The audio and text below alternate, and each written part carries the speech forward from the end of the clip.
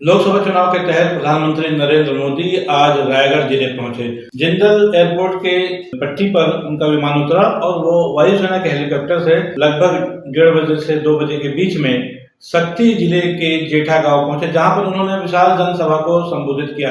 आपको बता दें कि ये वो जगह है जहां से 3 जिले, 3 लोकसभा क्षेत्रों का एक बोलना चाहिए कि ज्वाइंट पॉइंट है ये। यहाँ से एक तरफ रायगढ़ लोकसभा क्षेत्र पड़ती है, दूसरी तरफ कोरबा पड़ती है और तीसरी तरफ जांजगीर चांपा। तो इस तरह देखा जाए कि इन्होंने 3 लोकसभा क्षेत्र के अपने भारतीय जनता पार्टी के जो उम्मीदवार हैं उनके लिए वोट मांगे और भारतीय जनता पार्टी की योजनाएं गिनाई। इन 3 लोकसभा क्षेत्रों में जो प्रत्याशी हैं भारतीय जनता पार्टी के, उनके बारे में आपको बता दूं। सबसे पहले जांजगीर से भारतीय जनता पार्टी ने कमलेश जांगड़े, जो कि पूर्व सरपंच रहे हैं, उनको चुनाव मैदान में उतारा है और उनका मुकाबला कांग्रेस के शिव डहरिया से हो रहा है। वहीं दूसरी तरफ रायगढ़ की बात करें, जहां पर प्रधानमंत्री उतरे थे, वहां पर से भारतीय जनता पार्टी ने राधे श्याम राठिया को टिकट दी हुई है और जहां उनके मुकाबले कांग्रेस की मेनका देवी चुनावी मैदान में है। और इसके साथ ही एक क्षेत्र और है जो कोरबा और महत्वपूर्ण जिला है, औद्योगिक नगरी है। वहां से भारतीय जनता पार्टी ने तेज तर्रार नेत्री, जो कि दुर्ग जिले के हैं, सरोज पांडे, राज्यसभा सदस्य भी अभी उनका कार्यकाल खत्म हुआ है और उनको प्रत्याशी बनाया है लोकसभा का कोरबा से, और जिनके खिलाफ ज्योत्सना महंत, जो वर्तमान में सिटिंग मेंबर ऑफ पार्लियामेंट है कांग्रेस के टिकट पर, वो उनसे चुनाव मैदान में लड़ रहे हैं। कहने का मतलब ये है कि ये वो जगह है जेठा गांव शक्ति जिले का। शक्ति भी नया जिला बना हुआ है और इसमें उन्होंने 3 लोकसभा क्षेत्र के अपने भारतीय जनता पार्टी के प्रत्याशियों के लिए वोट मांगे। प्रधानमंत्री नरेंद्र मोदी ने अपने 10 साल का जो उनका कार्यकाल रहा है, 2 कार्यकाल, उसमें जो उनकी उपलब्धियां रही है सरकार की, उन्होंने पहले उनको गिनवाया।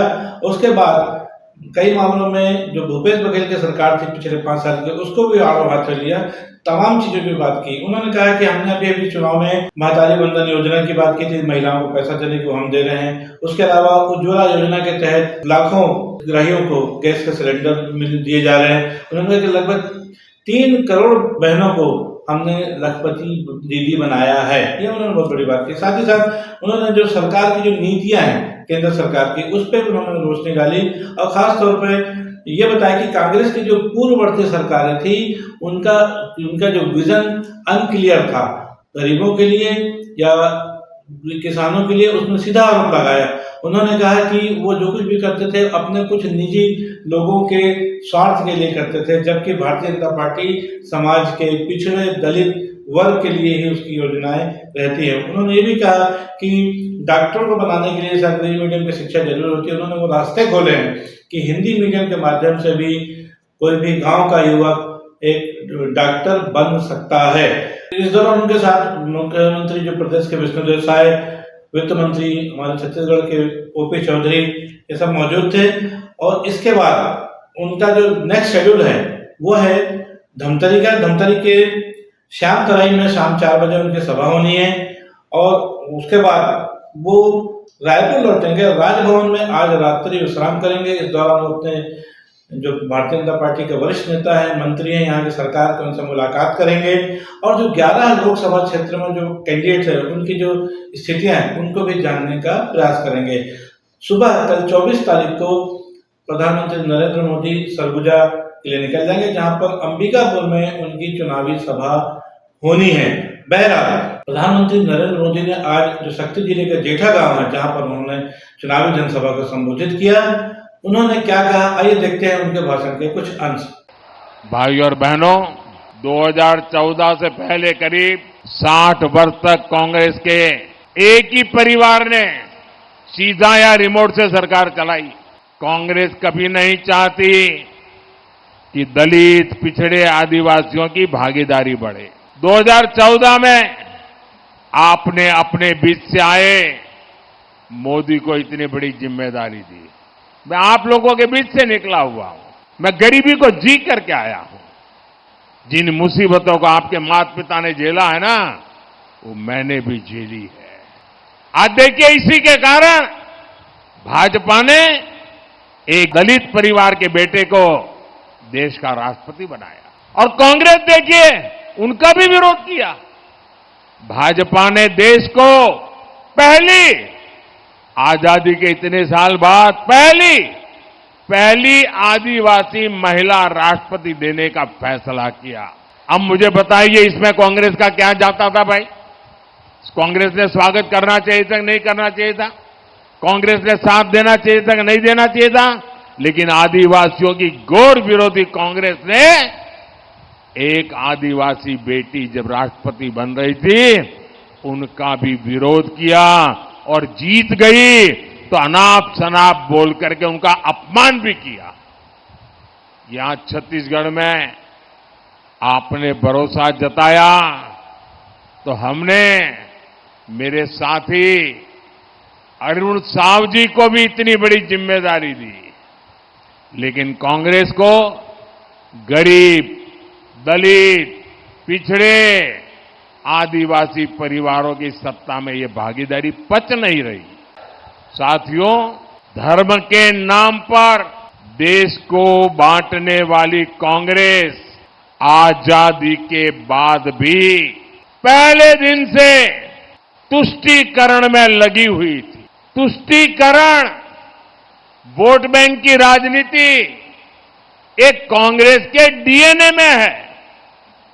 तुष्टीकरण के लिए कांग्रेस को दलितों, पिछड़ों, आदिवासियों का हक भी छीनना पड़े तो वो एक सेकंड नहीं लगाएंगे।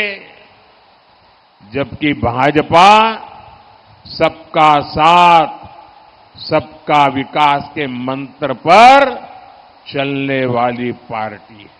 हमारी प्राथमिकता गरीब, युवा, महिला और किसानों का कल्याण है।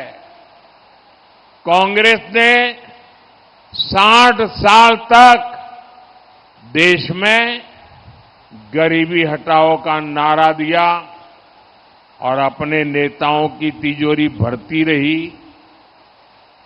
लेकिन मोदी ने नारेबाजी नहीं की, मोदी ने आपसे नाता जोड़ा, नारा नहीं दिया। और मोदी ने 10 वर्ष में 25 करोड़ मेरे देशवासियों के जो गरीबी में जिंदगी जीते थे, मुसीबत में जीते थे, जिनके सपने बचे नहीं थे, उन गरीबों को 25 करोड़ गरीबों को गरीबी से बाहर निकाला है। और साथियों, आपने देखा होगा कम से कम पिछले 30 साल से जब भी चुनाव आता है तो एक ही घिसी पीटी टेप रिकॉर्ड बजाते रहते, कानों कानों में कहते रहते, देखो ये भाजपा वाले आएंगे संविधान खत्म कर देंगे, भाजपा वाले आएंगे आरक्षण खत्म कर देंगे। अरे कितने दिन झूठ चलाते रहोगे? मेरे शब्द लिख के रखिए, मोदी तो छोड़िए, भाजपा तो छोड़िए, अरे खुद डॉक्टर बाबा साहब आंबेडकर आकर के कहे ना तो भी होने वाला नहीं है, कोई संविधान बदल नहीं सकता है। और मेरी एक बात याद रखेंगे, इंडी गठबंधन को दिया आपका वोट केंद्र में सरकार नहीं बना सकता। बीजेपी एनडीए को दिया आपका वोट विकसित भारत बनाएगा। इसलिए आपको हर बूथ पर कमल खिलाना है। कमल खिलाएंगे, घर घर जाएंगे, ज्यादा से ज्यादा मतदान करवाएंगे, पोलिंग बूथ जीतेंगे। अच्छा, मेरा एक काम करेंगे, मेरा काम करेंगे, जरा हाथ ऊपर करके बताओ ना, करेंगे? देखिए, घर घर जाना और कहना मोदी जी आए थे, मोदी जी ने जोहार कहा है, मोदी जी ने राम राम कहा है। कह देंगे भारत माता की, भारत माता की, भारत माता की। आज के लिए बस इतना ही। मैं हूं बीडी निजामी और आप देख रहे हैं न्यूज़ T20। हमारी खबर आपको कैसे लगी, इस पर अपनी राय अवश्य दें। हमारी खबर को लाइक करें, हमारे चैनल को सब्सक्राइब करें, कल फिर मिलेंगे किसी नई खबर के साथ, चुनावी खबर के साथ या किसी विश्लेषण के साथ। तब तक के लिए दीजिए इजाजत। जय हिंद, जय भारत, जय छत्तीसगढ़।